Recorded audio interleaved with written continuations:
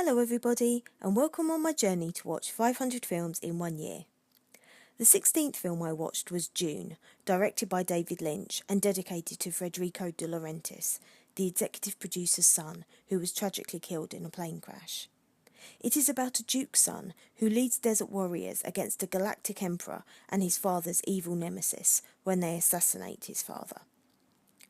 The first thing I wondered about Dune is what drew David Lynch to the project, as it's so different from his other films. My research told me that he was handpicked by Dino De Laurentiis and had never heard of the book before.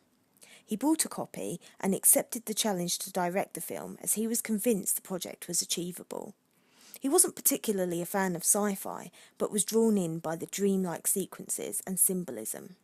It can't be denied that the movie has incredible direction, and the production budget was huge for the time, rumoured to have been around the $45 million mark.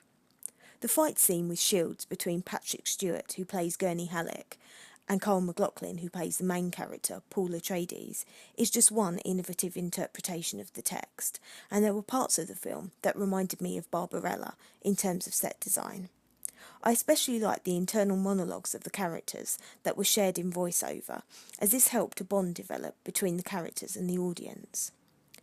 Unfortunately, David Lynch famously hates this film due to the stress caused by the studio shortening his final cut of 3 hours to 2 hours and 17 minutes, and that means that the two sequels are never likely to be made by him, if ever at all, titled Dune Messiah and Children of Dune. I read an interesting article actually about why a sequel is practically impossible to the Lynch version, and I've included details in the description section of my review.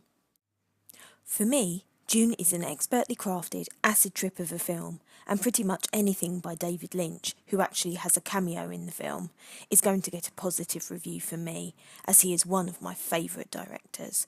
A huge thumbs up.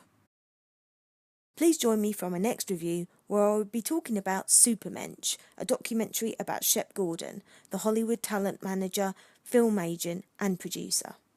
Thanks for taking the time to listen, and I hope to hear from you soon.